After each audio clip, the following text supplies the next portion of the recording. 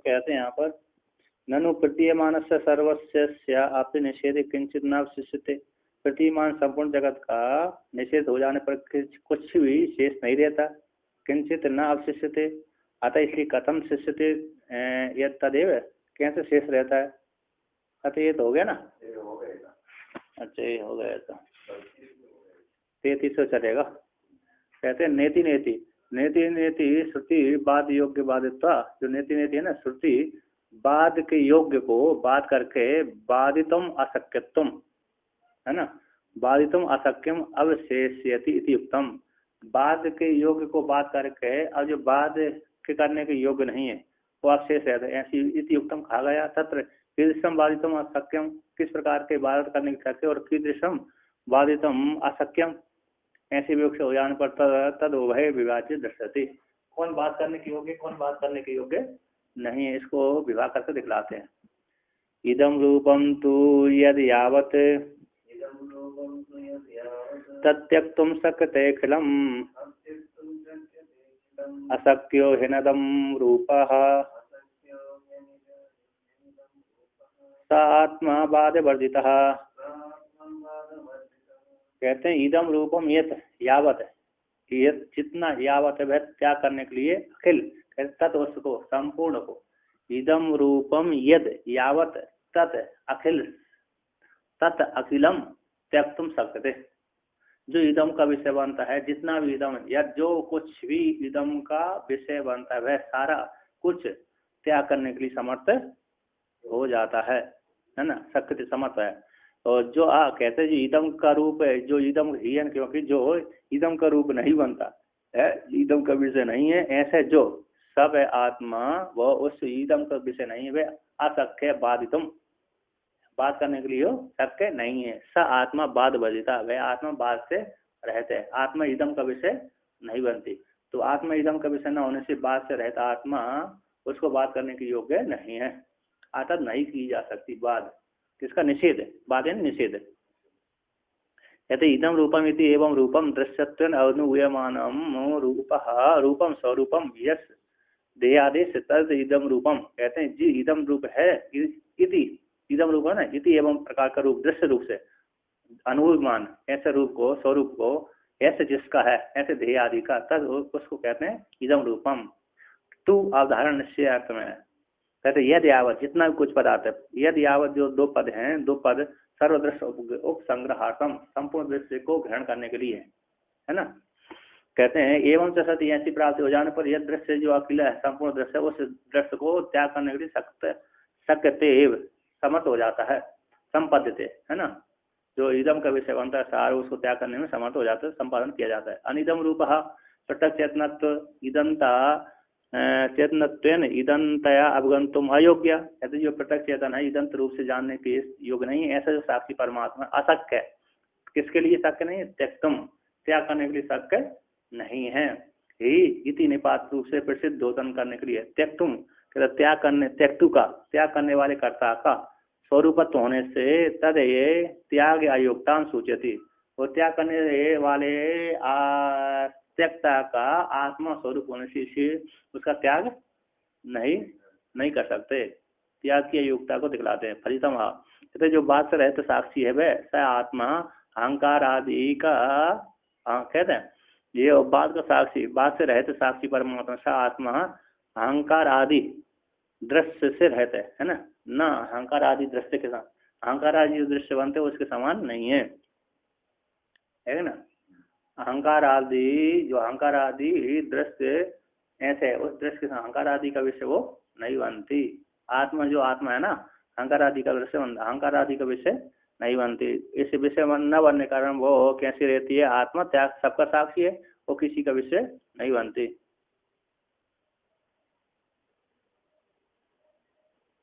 अहंकार आदि का दृश्य नहीं है ना, न अहंकार आदि, साथ में अहंकार आदि नहीं है। अहंकार आदि दृश्य जो दृश्य है वह नहीं है।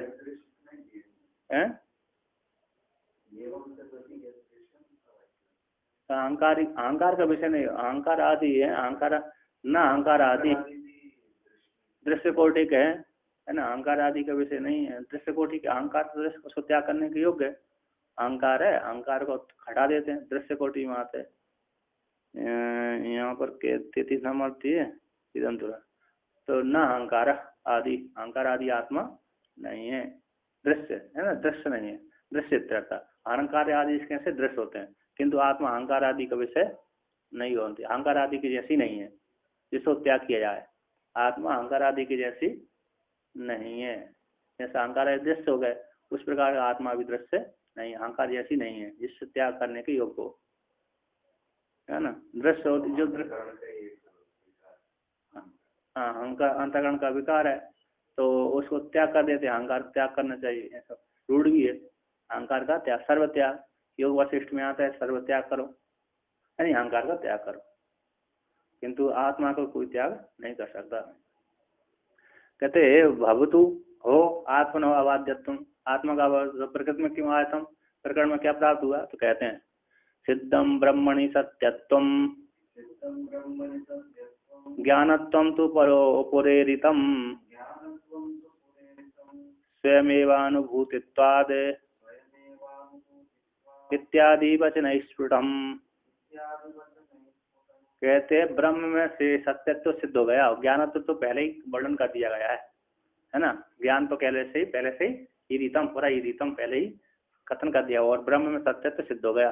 स्वयं अनुभूति, ब्रह्म का सत्यत्व कैसा है, स्वयं अनुभूति का विषय होने से, इत्यादि अनुभूतित्व होने से, इत्यादि वचनों के द्वारा स्पष्ट ही है। ब्रह्म आत्मा है, ब्रह्म कहना आत्मा ये सत्यत्व है, इत्यादि स्वयं एवं अनुभूतित्व आदि अनुभूत होने से इत्यादि वचनों के द्वारा स्पष्ट है ब्रह्म में सत्यत्व, यानी आत्मा का सत्यत्व। तो उसी को टीकाकार कहते हैं ब्रह्मणि, यानी ब्रह्म लक्षण है, ब्रह्म लक्षण में जो सत्यम ज्ञानवंतम ब्रह्म है, ये ब्रह्म का लक्षण आया था।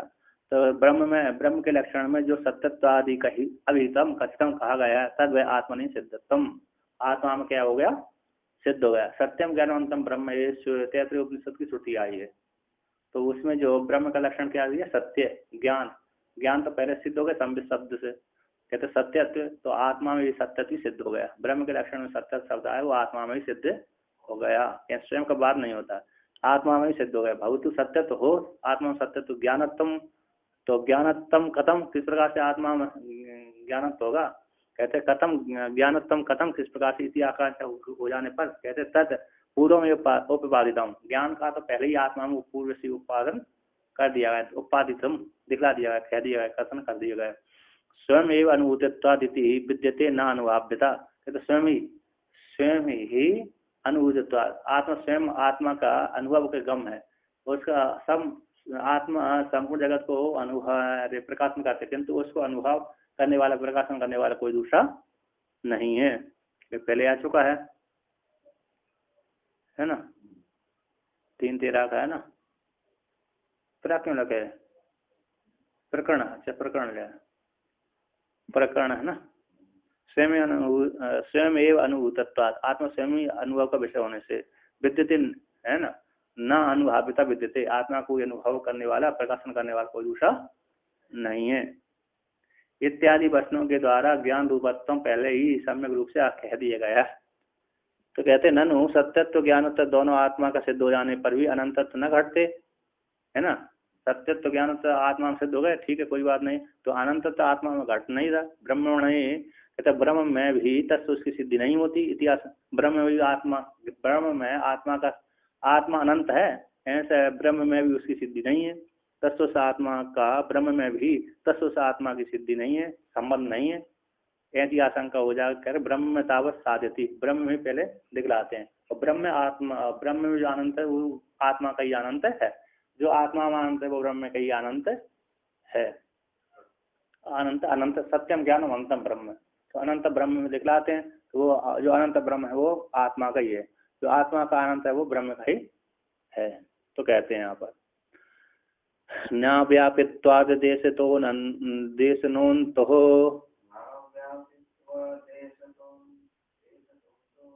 नित्यत्वान्नापि कालतः न वस्तुतोपि सर्वात्म्याद अनन्त्यं ब्रह्मणि त्रिधः कहते हैं तीन प्रकार का, देशता, कालता, वस्तुता। देश परिच्छेद, काल परिच्छेद और वस्तु परिच्छेद। ये तीन प्रकार से वस्तु का परिच्छेद होता है। ये आत्मा तीनों परिच्छेदों से रहते हैं, देश से, काल से, वस्तु से रहता है।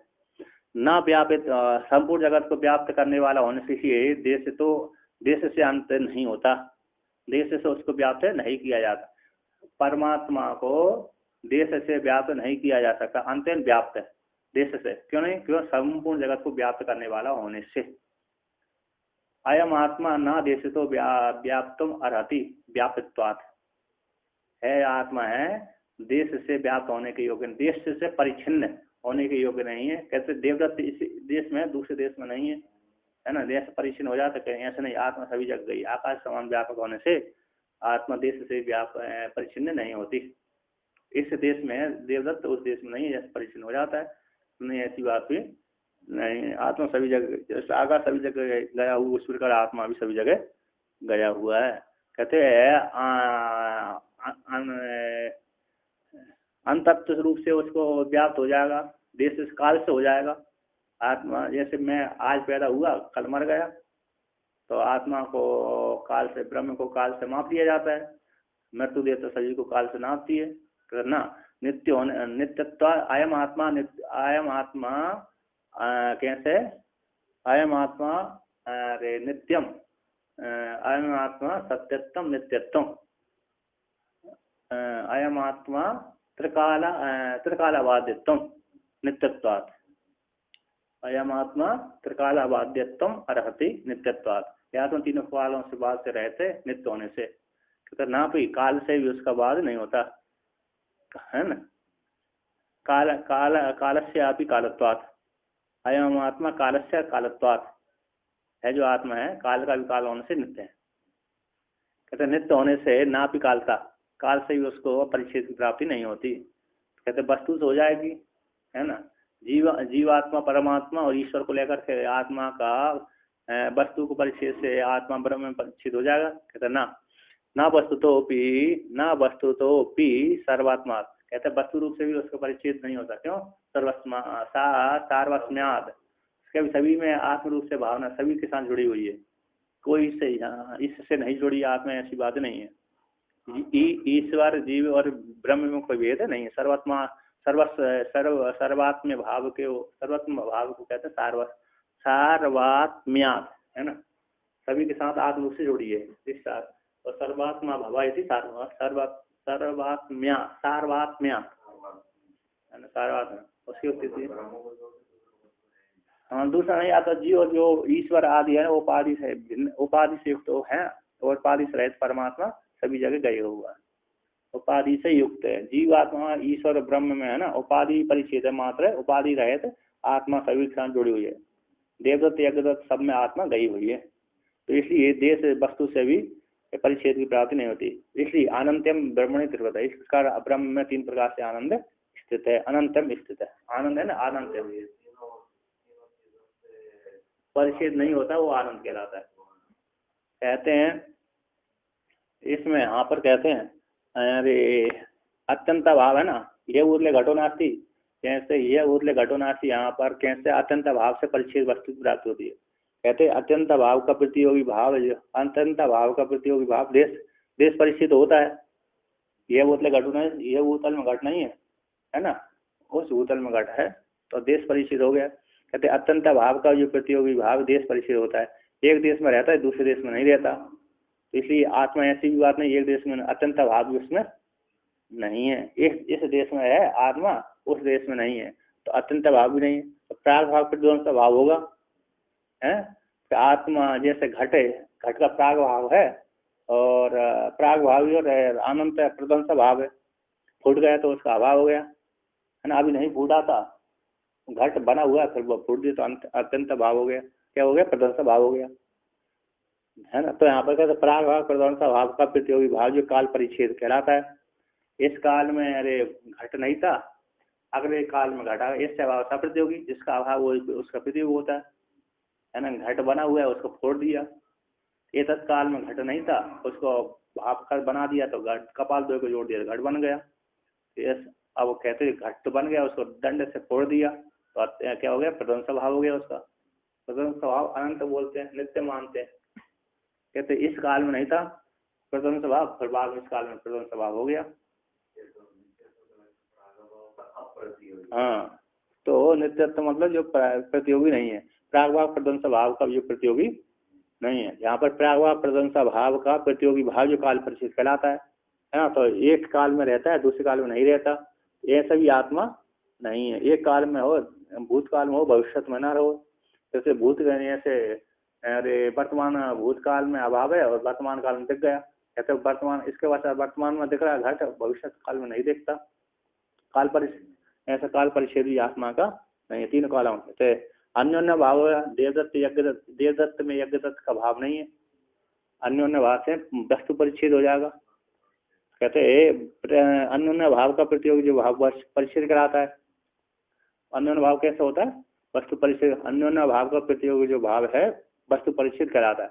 उसका देवदत्त यज्ञदत्त से भिन्न भिन्न इसी प्रकार से ईश्वर ब्रह्म में कैसे ईश्वर जीव और आत्मा को लेकर भिन्न भिन्न हो जाएगा, वस्तु परिच्छेद हो जाएगा। कहते ना एक वस्तु द्वितीय वस्तु से, एक वस्तु द्वितीय से भिन्न होती है, सब वस्तु क्षेत्र कहलाता है। ऐसा आत्मा में भी नहीं है। ईश्वर जीव ब्रह्म में उपाधि मात्र भेद है, वास्तव में भेद नहीं है। वस्तु परिच्छेद भी उसमें नहीं है, अन्योन्य भाव अन्योन्य प्रतियोगी भी नहीं है।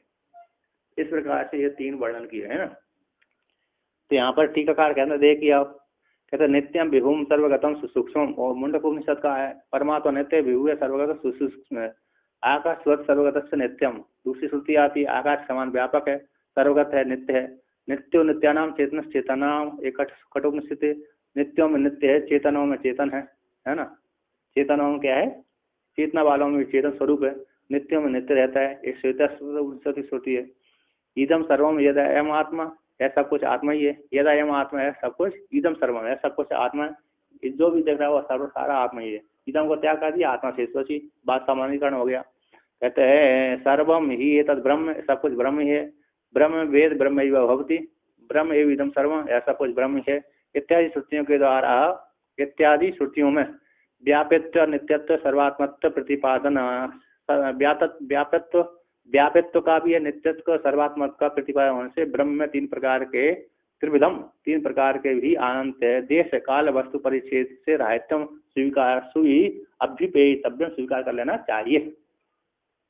न केवल श्रुति ही किंतु युक्ति से भी जाना जाता है कि आत्मा तीनों कालों से रहते हैं, तीनों कालों के परिच्छेद से रहते हैं। देश कालान्य वस्तूनाम कल्पितात्वाच्च माया न देशादिकृतोऽन्तोऽस्ति ब्रह्मानन्त्यं स्फुटं ततः। कहते देश काल देश कालानि देश काल देश कालानि अवस्तुनाम, देश कालान्य वस्तुओं का, देश हो गया, काल हो गया और अन्न हो गया ना, अन्य वस्तुओं का कल्पित माया के द्वारा कल्पित होता है। देश काल आदि वस्तुओं का तो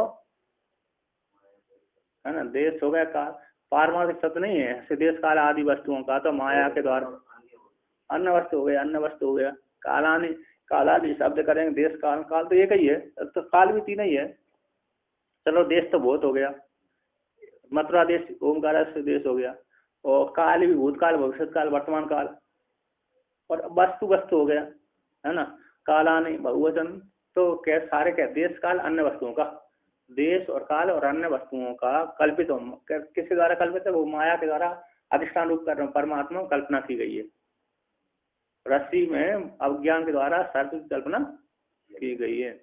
कहते हैं माया के द्वारा ही कल्पित होने से, देश काल आदि वस्तुओं का तो माया के द्वारा कल्पित होने से न देशाधिकृत अंतो अस्ति ब्रह्मण, है ना। देशाधिकृत अंत परमा अंत सीमा मापना ब्रह्म का नहीं है, क्यों, इसलिए ब्रह्म का अनंत स्पष्ट है। तथा इसी हेतु से स्वतः ही परमा देशाधिकृत उसी परम देश काल वस्तु आदि उसी परमात्मा रूप अधिष्ठान में कल्पित होने से माया के द्वारा कल्पना की जाने से, और माया मिथ्य है, भ्रांति से दूर से भ्रांति के द्वारा कल्पना कर रही है उस परमात्मा, इसलिए परमात्मा देश आदि से काल और वस्तुओं के परिचय से वो रहते है ना। देश आदि करते अंतो परमात्मा में नहीं है, इसलिए ब्रह्म में अनंत स्पष्ट ही है इसी हेतु से। तो टीकाकार कहते हैं परिच्छेद हेतु ना परिच्छेद हेतु नाम देश काल अन्य वस्तु नाम माया कल्पितत्वात्। परिच्छेद के हेतुभूत ये तीन होते हैं। परिच्छेद के हेतुभूत कौन है? देश काल अन्य वस्तुओं का माया के द्वारा कल्पना की जाने से गंधर्व नगर आदि क्यों द्वारा गंधर्व नगर आदि के द्वारा गगन गगन शिव न देशादि करते पारमार्थिकतम परिच्छेदो ब्रह्मणि संभवती। जैसे कहा कहते गंधर्व नगर, जैसे गंधर्व नगर है ना, गंधर्व नगर के द्वारा आकाश का परिच्छेद हो जाए, कहते ना गंधर्व कितना भी गंधर्व नगर हो जाए, बना दिया माया व्यक्ति कितना भी गंधर्व नगरों की रचना करते उसने से भी रचना करने मात्र से भी आकाश का परिच्छेद नहीं होता है ना।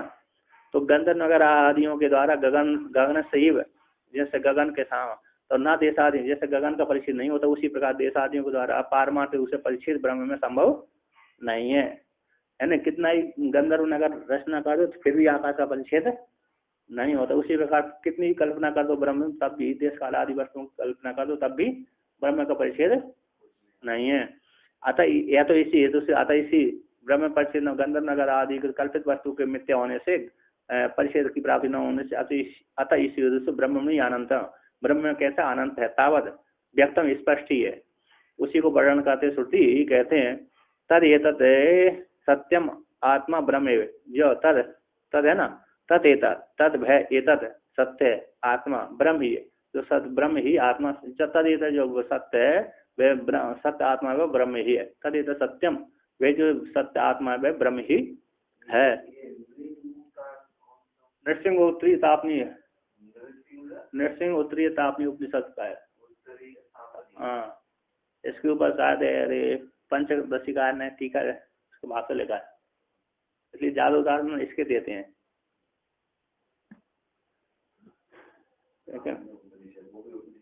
हाँ नृसिंह उत्तरी तापनी उपनिषद है ना, इसके ऊपर भाष्य लिखा है इन्होंने ही, पंचदशिकार नहीं लिखा है, इसलिए उदाहरण ज्यादा ही दिए हैं इसके।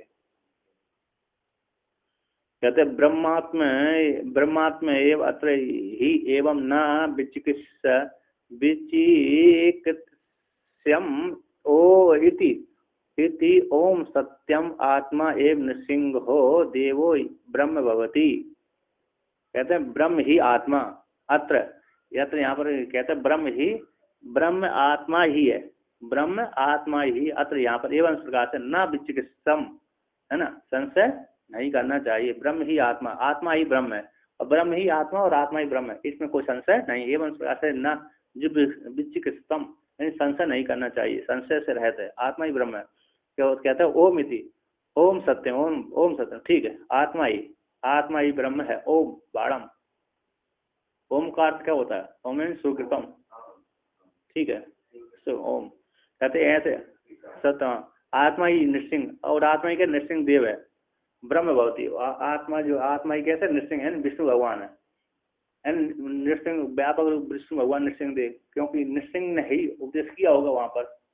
नृसिंह उपनिषद में उस उपदेश का अर्थ मतलब नृसिंह भगवान ने ही उस उपनिषद का उपदेश किया होगा। उनमें आख्यायिका यही होंगे, मतलब जैसे ब्रह्मा जी छांदोग्य उपनिषद में कहीं ब्रह्मा जी ने उपदेश किया, कहीं को किसी ने किया, उसी प्रकार इस प्रकरण में नृसिंहोत्तरी उपनिषद में छोटा होगा, उसमें यही मुख्य उपदेशक होंगे उसमें विष्णु भगवान। प्रहलाद को किया क्योंकि प्रहलाद और नृसिंह का संबंध है, तो वहाँ पर नृसिंह भगवान ने उसी प्रहलाद को ही उपदेश किया होगा, तो दूसरे को भी किया होगा, प्राय कर दोनों रूढ़ है तो उन्हीं को उपदेश किया होगा। तो सत्यम ठीक है, ओम इति सत्यम आत्मा ही नृसिंह देव, नृसिंह देव वो ब्रह्म ही भवती, आत्मा ही नृसिंह और नृसिंह रूप जो देव है वो ब्रह्म ही होता है। इस प्रकार से जानता है, इस प्रकार से ओमकार के माध्यम से, साधना के माध्यम से आत्मा को जान ले तो आत्मा ब्रह्म रूप ईश्वर ब्रह्म ही है ना। कौन है? ब्रह्म ही है। उसी को श्रुति मांडू उपनिषद की श्रुति कहते हैं। यहाँ पर कहते हैं अयम आत्मा ब्रह्म है, आत्मा ब्रह्म है। तद एत सत्यम आत्मा अयम आत्मा ब्रह्म आत्मा एवं अत्र ही एवं न विचिकित्स्यम ओम इति सत्यम आत्मा एवं नृसिंह देव ब्रह्म होता है। नीचे दे दिया। कहते हैं इत्यादि श्रुतियों के द्वारा इत्यादि श्रुतियों द्वारा आत्मा का ब्रह्म के साथ अभेद को प्रतिपादन होने से तत्व आत्मा का भी अनंत सिद्ध होगा, तात्पर्य जान लेना चाहिए। आगे कहते हैं ननु जड़ जगत का ब्रह्म में आरोपित होने से ब्रह्म का परिच्छेदत्व अभाव न होने पर भी, हाँ है, चेतन चेतन जो जीव और ईश्वर का तो तद असंभव है ना, चेतन जीव और ईश्वर दोनों में तो संभव न होने से तत्कृत परिच्छेद हो जाएगा। यहाँ पर कहते जड़ जगत का ब्रह्म में आरोपित होने से, आरोपित ब्रह्म का परिच्छेदगत ब्रह्म का परिच्छेदगत भाव न होने पर भी किंतु कहते हैं चेतन जो जीव और ईश्वर है दोनों का तद उसमें संभव न होने से तत्कृत जीवात्मा और ईश्वर के द्वारा परिच्छेद की प्राप्ति हो जाएगी।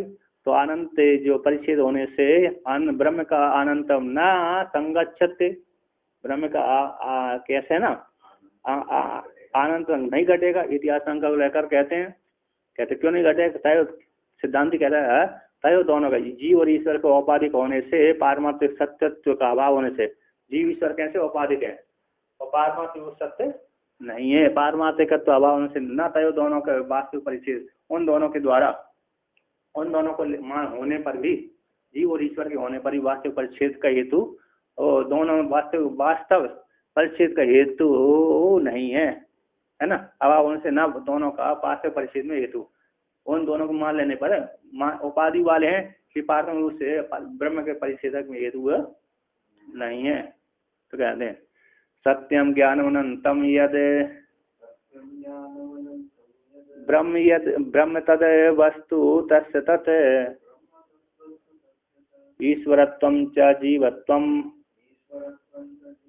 उपाधिद्वये कल्पितम। कहते हैं सत्यम ज्ञानांतम ब्रह्म है, ये जो ब्रह्म है वह तद है ब्रह्म वस्तु तस्य उस ब्रह्म का तत् वही स्वरूप है, तस्य उस ब्रह्म का तत् वह वस्तु स्वरूप है, जो कौन है, यत जो है सत्यम ज्ञानानंद ब्रह्म है, जो सत्यम ज्ञानानंदम ब्रह्म है, यद जो ब्रह्म है तद ब्रह्म है, तद वह वस्तु तस् उस ब्रह्म की तद वही स्वरूप है। ईश्वरत्वम ऐसे ईश्वरत्वम जीवत्वम तो उपाधि दो कल्पित, उस परमात्मा में ईश्वर और जीवात्मा की उपाधि दो से कल्पित मिथ्या ही है ना। ईश्वर ब्रह्म रूप अधिष्ठान रूप परमात्मा जीव उपाधि ईश्वर उपाधि, ये तो कल उपाधि से युक्त है, दोनों ही कल्पित हैं, कल्पित है तो मिथ्या है। ईश्वर को मिथ्या कैसे कर सकते हो? उपाधि कहते हम चेतन को मिथ्या नहीं से दिखाते, ईश्वर की उपाधि मिथ्या करते हैं। कहते कैसे राम, मैंने एक महात्मा के साथ कह दिया, कैसा महात्मा था, तो एक पढ़ा तो जाता नहीं तो ईश्वर भक्ति थी उसमें, राम जी तो कल्पित है, राम जी तो उसमें लीन हो जाते हैं, सबसे श्रेष्ठ ब्रह्म है, उसमें राम है, विष्णु है, सारे कल्पित हैं, मिथ्या है, मिथ्या तो नहीं कहा होगा, कल्पित है, उसमें लीन हो जाते। उसने कहा तो महाराज हमारी निष्ठा को मत डगवाइए, है कि नहीं, निष्ठा को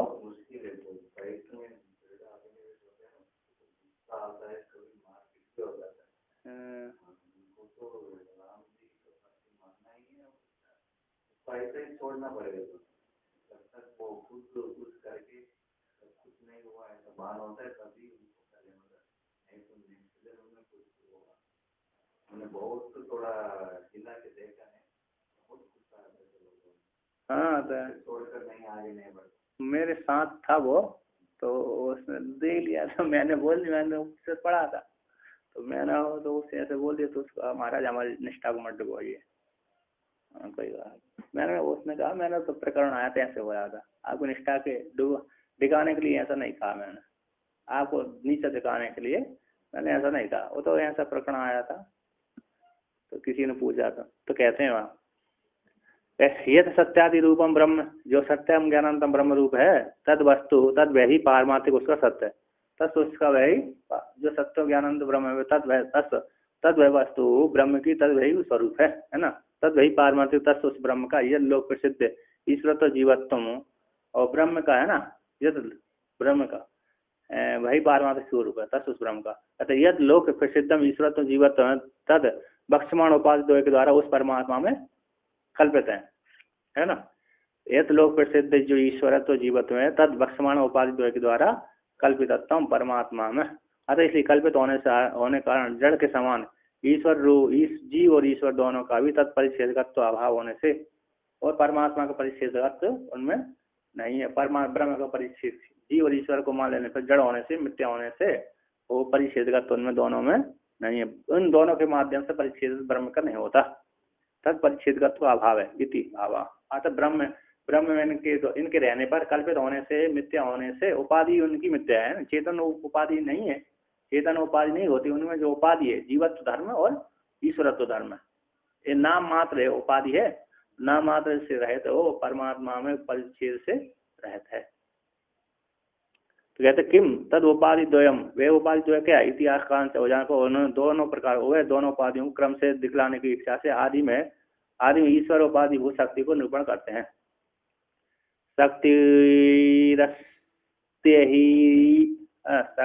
शक्तिरस्त्यैश्वर ही काचित सर्ववस्तु नियामिकः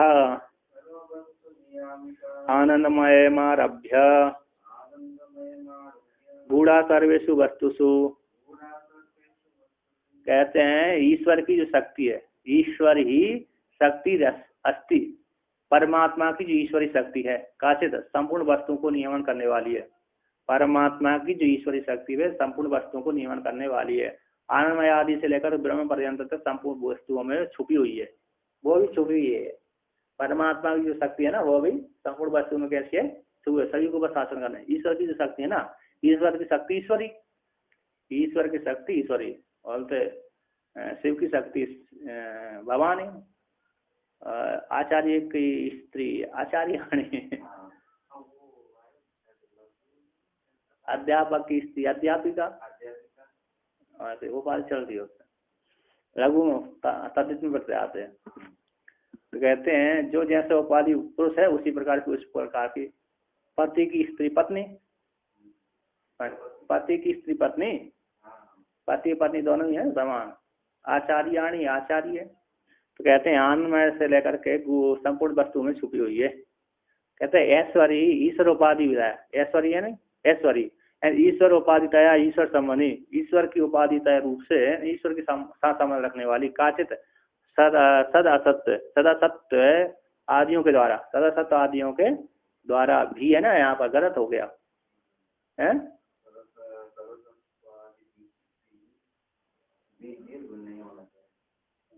क्या हो गया?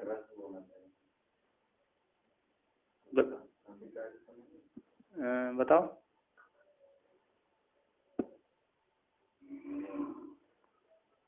रोरी हो गया, ढालोपस दीर्घवाणा सूत्र।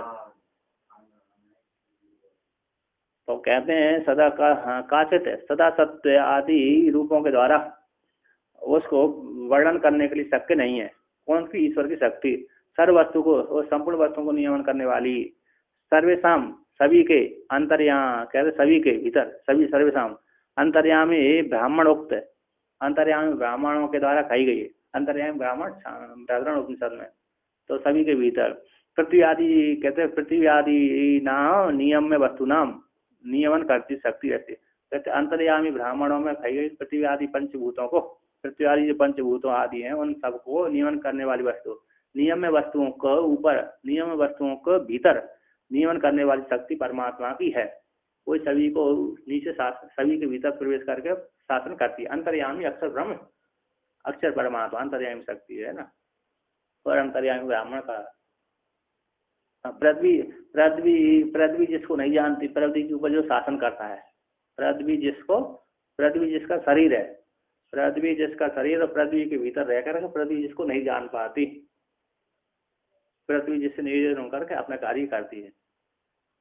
पृथ्वी में वो शक्ति ना हो तो ये अतल आदि ना दे, है ना, इस प्रकार से। तो पृथ्वी आदि जो नियम वस्तुओं के ऊपर है, भीतर नियमन करने वाली शक्ति ईश्वर की है, ईश्वरी शक्ति है। सब कुत्र श्रेष्ठति कहाँ पर रहती है? कुतो वह न उपलब्ध है, वहाँ वह कहाँ पर रहती है और क्यों उपलब्ध नहीं होती है ना, किस हेतु से उपलब्ध नहीं होती? कहते आनंद है। कहते आनंदमयादिषु ब्रह्मांडेषु, आनंदमयादि कोश से लेकर के, आनंदमयादि कोश से लेकर ब्रह्मांड पर्यंत संपूर्ण भूतों में गूढ़ बरतती रहती है, छुपी हुई रहती है। कहते अतः इसी न उपलब्ध नहीं होती, सम विद्यमान रहती है। परा अस्य शक्ति विविधा सुविधा, ये श्रुति है, परमात्मा की शक्ति है विभिन्न प्रकार से सुनी गई है ना। परा अस्य शक्तिर्विविधा एव सूर्यते, ये श्रुति है। अस्य अस्य इस परमात्मा की जो पराशक्ति है विभिन्न प्रकार से सुनी जाती है। तो आगे यहाँ पर कहते हैं नियम है न, नियम रूप से उपलब्ध मान न होती हुई जो तत्व उस परमा तस्याः शक्ति का, कहते नियम रूप से उपलब्ध न होने वाली उस शक्ति का, परमात्मा की ऐश्वर्य शक्ति का असत्य ही है। असत्य क्यों न माना जाए? नियम से उपलब्ध होती सत्य माना जाए। नियम से उपलब्ध हो नहीं रही, नियम से उपलब्ध हो ही नहीं रही तो उसको सत्य क्यों माना जाए? बंध्या का पुत्र उत्पन्न ही नहीं, दिख ही नहीं रहा तो सत्य थोड़ी मानते हो उसको। उसी प्रकार ईश्वर की, परमात्मा की शक्ति ईश्वरी है, नियम रूप से उपलब्ध नहीं हो रही तो उसको सत्य क्यों स्वीकार कर रहे हो? असत्य क्यों स्वीकार ना किया जाए? इति आशंका को लेकर कहते हैं जगत नियमन, कहते हैं जगत का नियमन की अन्यथा प्रकार से उत्पत्ति न होने से, जगत के नियमन के, जगत की व्यवस्था का अन्य प्रकार से उत्पत्ति न होने से उसकी अवश्य रूप से स्वीकार कर लेना चाहिए ईश्वर की शक्ति को, है ना। ईश्वर यदि शासन ना करे तो सारे व्यक्ति घपले ही करने लगे।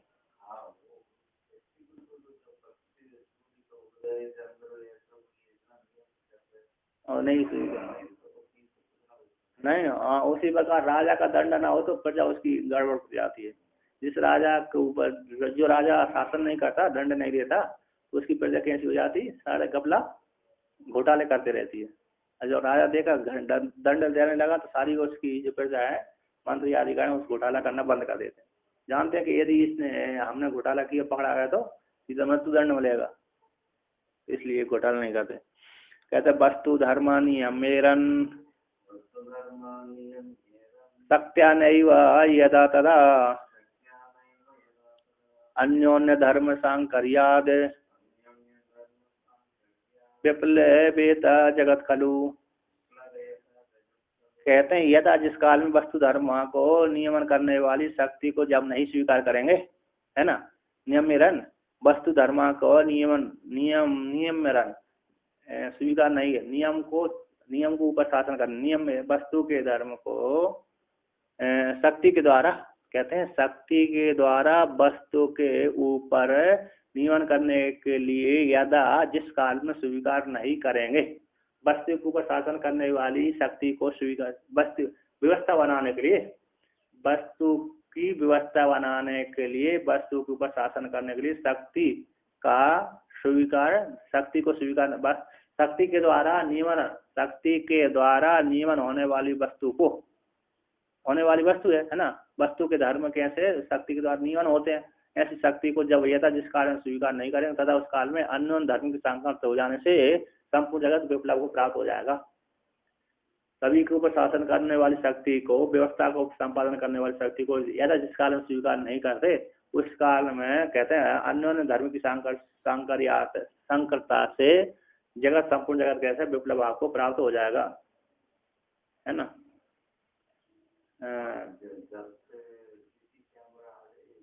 पहले जो मोटर वाली ट्रैफिक सिग्नल होते थे ना, वो ट्रैफिक पुलिस नहीं होते तो सिग्नल लाल पीला होने पर भी अपना मर्जी से वो चले जाते थे गाड़ी। जब लाल बटन हो तो वहाँ रोकना पड़ेगा, तो उस समय भी कोई देखने वाला नहीं। जब से ये सीसी कैमरा आ गए ट्रैफिक सिग्नल में, अगर एक स्पीड भी वो लाइन से आगे निकलेगा ना, उनका पीछे से वो गाड़ी का नंबर से लेकर उनका घर में आपको आज नियम को उल्लंघन किया, आप 10,000 का फाइन भरना पड़ेगा, उनके घर में आ जाता है। सबसे कोई भी ऐसा गलती नहीं करते, मतलब जो नियम देखने वाला होने से ही करते हैं आदमी। लोग भी पाप आदि करते हैं, वहाँ कोई देखने वाला नहीं है, ऐसा तो यहाँ पर कहते हैं वस्तु नाम पृथ्वी अन्ना, है ना, वस्तु आदि पृथ्वियों को काटे न जरूरत आदि जो धर्म है, यदा शक्ति के द्वारा ना व्यवस्थापनते, शक्ति के द्वारा व्यवस्था नहीं स्वीकार करेंगे, है ना, शक्ति के द्वारा वस्तु के धर्म को नियमन नहीं करेंगे, व्यवस्थापनते, व्यवस्था नहीं करेंगे, व्यवस्था नहीं मानेंगे, नियमन नहीं करेंगे, तो तथा उस काल में तेसाम धर्मों का, पृथ्वी आदि के जो धर्म है उन धर्मों का सांकर्यण, अन्वेषण हो जाने से एकत्र एकत्र में ही अवस्थान हो जाने से जगत की विप्लव की प्राप्ति हो जाएगी। पृथ्वी कठिन है तो नरम हो जाएगी, अग्नि जलाती है तो जलाना बंद कर देगी, ये जल है मुलायम है मृदु है तो कठोर हो जाएगा। इस प्रकार से विप्लव की प्राप्ति हो जाएगी। कहते अनियत व्यवहार विषयता को प्राप्त हो जाएगा, अनियत व्यवहार व्यवस्था को प्राप्त हो जाएगा। खलु इति प्रसिद्धि होती है ना, सूर्य उगेगा ही नहीं, सूर्य क्या हो जाएगा, हो गया क्या नहीं। जब सूर्य नहीं उगता तो जगत ही इस अंधकार को हो जाता है।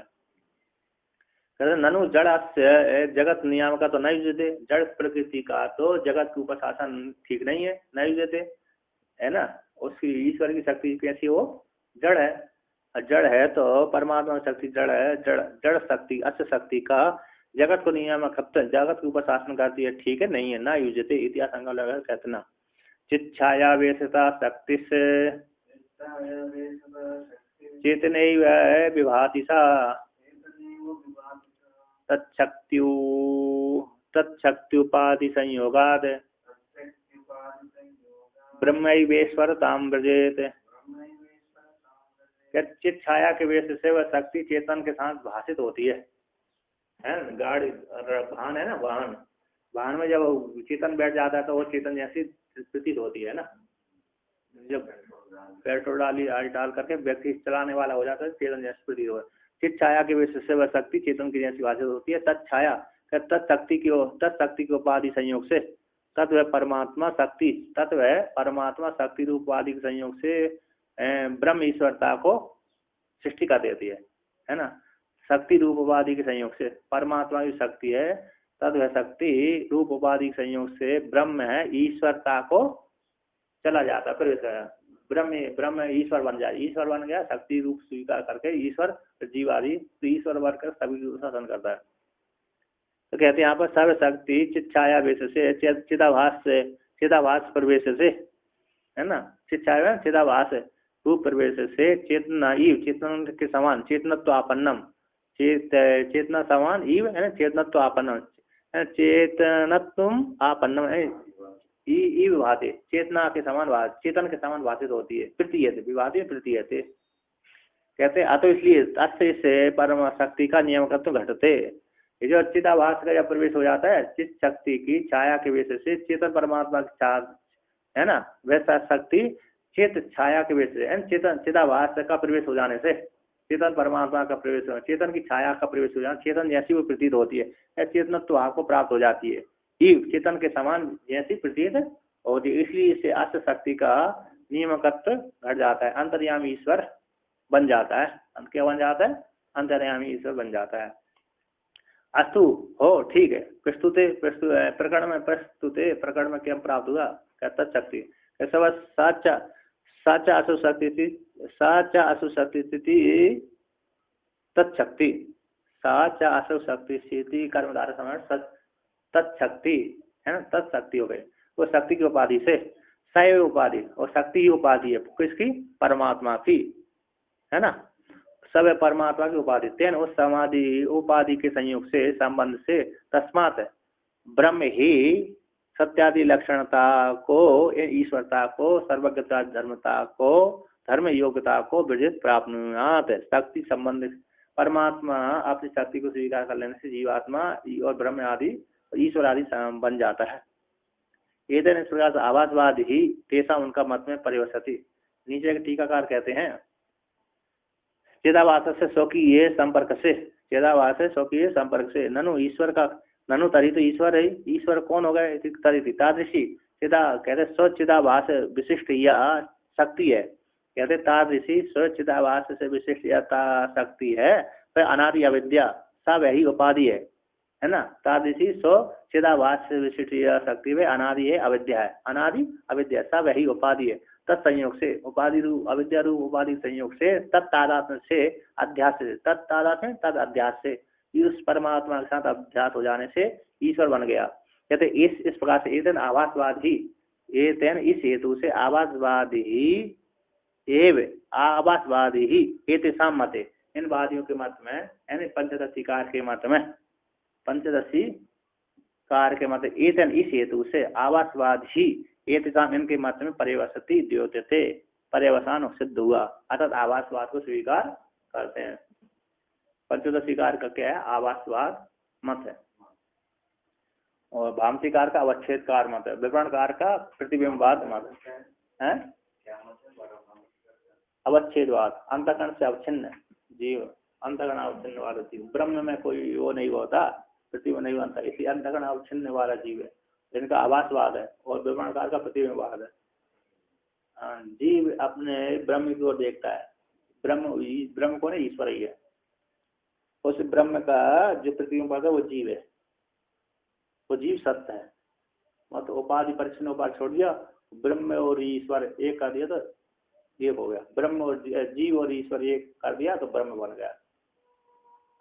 अंतःकरण उपाधि छोड़ दिया तो जीव ही ईश्वर बन गया। और यहाँ पर उपाधि छोड़ दिया, चिदाभास उपाधि मिथ्या है, तो चिदाभास उपाधि मिथ्या हो गई, कुटस्थ अपने आप सिद्ध हो गया। तो यहाँ पर कहते हैं जीवत्वोपाधि भूत कोशों के प्राग ही कहा गया है, तन उस निमित्त के जीवत्व को भी अब वर्णन करते हैं। कोशोपाधि विवक्षायाम याति ब्रह्मैव जीविताम पिता पिता पिता पितामहश्चैका पुत्र पौत्र यथा प्रति। कहते कोशोपाधि विवक्षा हो जाने पर याति ब्रह्मताम जीवता, ब्रह्म ही जीवता को प्राप्त हो रहा है। कोशोपाधि की विवक्षा में ब्रह्म ही जीवता को प्राप्त हो जाए। ब्रह्म कैसे जीव है, और जीव ही ब्रह्म है।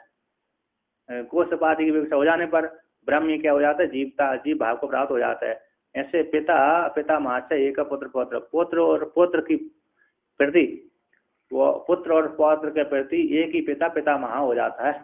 देवदत्त रूप जो पिंड है वह अपने पुत्र और पौत्र के प्रति पिता और पितामह हो जाता है। जब उपाधि छोड़ दिया तो शुद्ध देवदत्त बचा,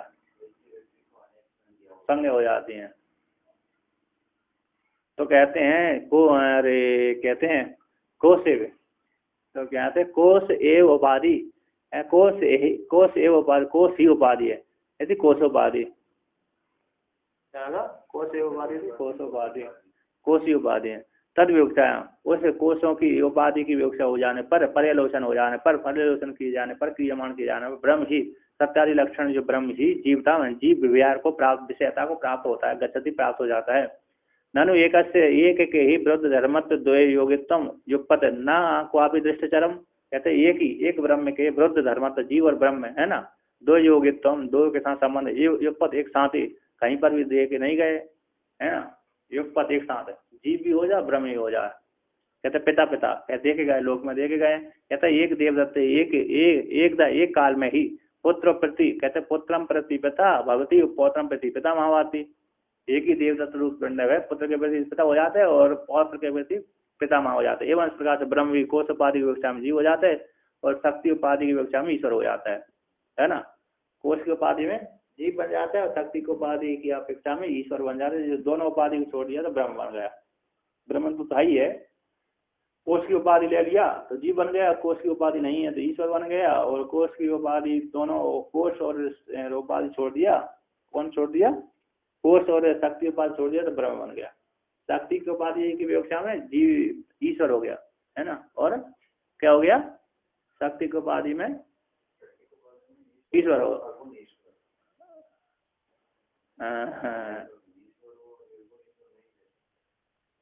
ईश्वर वो ही आता है, निर्गुण का नहीं, सगुण साकार हो, सगुण निर्गुण अंतर्यामी है ना, उसका कोई न तस्य प्रतिमा अस्ति, उस अंतर अविद्यावाची ईश्वर का भी कोई लिंग नहीं है, उसका कोई चिन्ह नहीं, इसकी ऐसी आकृति है, इसलिए शासन करता है वो। तो वो भी सगुण साकार अलग होता है ईश्वर, वो सबको दिख जाता है। सगुण साकार जो निर्गुण साकार वो नहीं दिखता, वो सभी के ऊपर शासन करते हैं।